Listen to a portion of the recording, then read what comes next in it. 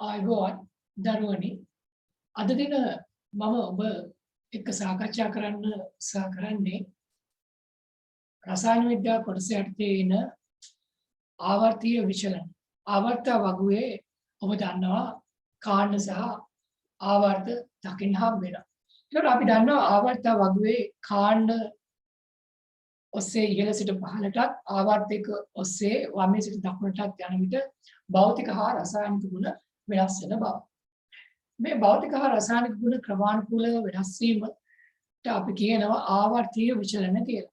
ඒ අතර ඉතා වැදගත් ආවර්තීය විචලන දෙකක් දකින්න හම්බ වෙනවා ඔබේ සිලබස් එකේ. ඒ තමයි අයනීකරණ ශක්තිය සහ විදුලියතාවය.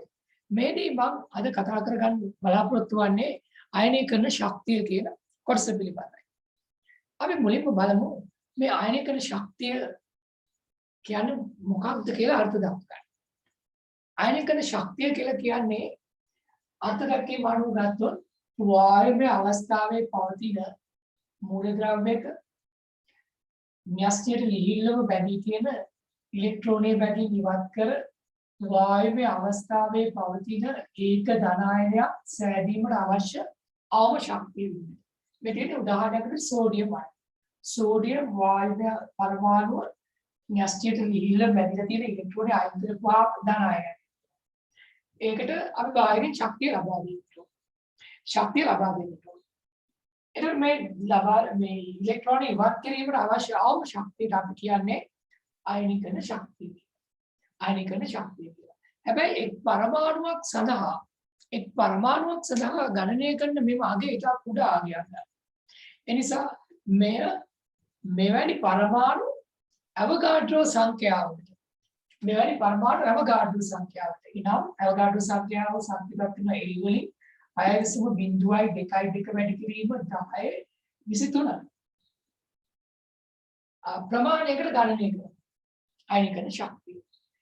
එවිට සෝඩියම් සඳහා එලෙස ගණනය කරන අගය මවුලට කිලෝජූල් 495ක් පමණ වෙනවා. මවුලට කිලෝජූල් 495ක් පමණ වෙනවා.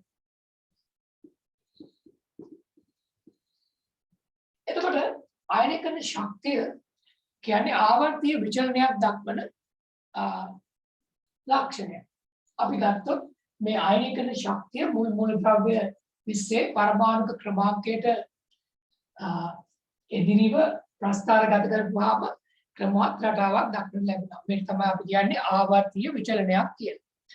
අපි මෙතනදී කතා කරගන්නවා අයනීකරණ ශක්තිය කොයි විදිහටද මේ ආවර්තීය විචලනය දක්වන්නේ කියලා. මේ ප්‍රස්ථාරය දිහා බලනකොට අපිට මේ තියෙන පළවෙනි ආවර්තයේ මූලද්‍රව්‍ය දෙක. හයිඩ්‍රජන් සහ හීලියම්. හයිඩ්‍රජන් වල හීලියම් තමයි ආවර්ත වගුවේ උපරිම අයනීකරණ ශක්තියක් පාදින මූලද්‍රව්‍ය. ඊළඟට පොටෑසියම් තමයි ආවර්ත වගුවේ අවම අයනීකරණ ශක්තියක් තියෙන මූලද්‍රව්‍ය වන්නේ. අවම අයනීකරණ ශක්තියක් තියෙන මූලද්‍රව්‍ය වන්නේ. එතකොට ඒ දෙක අපිට මතක තබා ගැනීම ඉතා වැදගත්. ඊළඟට ඉතාම වැදගත් කාරණේ වන්නේ මේ ආවර්තයක් ඔස්සේ වමෙන් සිට දකුණට යනකොට බලන්න lithium, beryllium, boron, carbon, nitrogen, oxygen, chlorine, neon මේ දෙවැනි ආවර්තය. මේක දෙවැනි ආවර්තය. දෙවැනි ආවර්තය දිහා sodium, magnesium, aluminium, silicon, phosphorus, sulphur, chlorine, argon මේ දෙවැනි ආවර්තය. මේ ක්‍රමානුකූල රටාවකට මේ වෙනස්ලා තියෙනවා. වශයෙන් අපි ගත්තාම මේක කියන අක්වක් විචලනයක් කියලා. නමුත් දාන වශයෙන් අපි ගත්තොත් ලිතියම් සිට නියෝන් දක්වා අයනීකරණ ශක්තිය වැඩි වීමක් දකිනවා. සෝඩියම් සිට ආගන් දක්වා අයනීකරණ ශක්තිය වැඩි වීමක් දකිනවා. එනම් අපිට කියන්න පුළුවන් ආවර්තයක් ඔස්සේ වමේ සිට දකුණට අයනීකරණ ශක්තිය වැඩි වීමක් පවතිනවා. අයනීකරණ ශක්තිය වැඩි වීමක් පවතිනවා. ඊළඟට අපි ගන්න පුළුවන් ඊළඟ අවස්ථාව කාණ්ඩයක් ඔස්සේ පහළට ලිතියම් පළවෙනි කාණ්ඩයේ සෝඩියම් පළවෙනි කාණ්ඩයේ පොටෑසියම් පළවෙනි කාණ්ඩයේ විතරක් ලිතියම් සෝඩියම් පොටෑසියම් මේ කාණ්ඩය ඔස්සේ පහළට පරමාණුවේ තරමයවත් පරමාණු කාර්යය විශාල වෙනවා. පරමාණු කාර්යය විශාල වෙනවා. පරමාණු කාර්යය විශාල වෙනවා. මේ පරමාණු කාර්යය විශාල වීම නිසා ඉලෙක්ට්‍රෝන න්‍යෂ්ටියත් එක්ක දක්වන බැඳීම අඩු වෙනවා. ආන්නේ නිසා මේ ඉලෙක්ට්‍රෝන බාහිර ශක්ති මට්ටමෙන් ඉවත් කිරීමට ලබා දිය යුතු ශක්තිය අඩු වෙනවා. එහෙනම් කාණ්ඩයක් ඔස්සේ පහළට ආවර්තාවක් වේ අපි සලකපුවාම අයනිකන ශක්තිය මොකද වෙන්නේ ළමයි? අයනිකන ශක්තිය අඩුවීමක් දකින්න හම්බ වෙනවා. ඒට හේතුව පරමාණු කාර්ය වැඩි වීම නිසා න්‍යෂ්ටියක් බාහිර ශක්ති මට්ටමත් අතර තියෙන ඉලෙක්ට්‍රෝන වල බැඳීම අඩු වීම. මෙන්න මේ කාරණා අපේ පන්තියට අදාළව සිලබස් එකට අදාළව සමහරට තේරුම් ගන්න පුළුවන්කම ලැබෙනවා. ඒ වගේම ඊට අදාළව එන ප්‍රශ්න වලට පිළිතුරු සපයන්න පුළුවන් වෙන්නට ඕනේ. එතකොට විභාග ප්‍රශ්න පත්‍රයේදී මේ ප්‍රස්තාරයේ යම් කොටසක් ලබා දෙනවා. යම් කොටසක් ඔබට ලබා දෙනවා. ලබා දීලා මේ මූලද්‍රව්‍ය වෙනුවට වෙනත් අක්ෂරයන් දාලා විවිධ ආකාරයේ ප්‍රශ්න අහන්නත් පුළුවන්. විවිධ ආකාරයේ ප්‍රශ්න අහන්නත් පුළුවන්.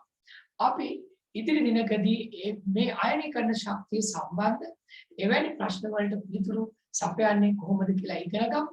අද දිනේදී ඔබ ඊට හොඳින් මේ වීඩියෝ අධ්‍යයනය කරලා අයනීකරණ ශක්තිය යන්න කුමක්ද යන්න ඔබ පැහැදිලි කර ගන්න.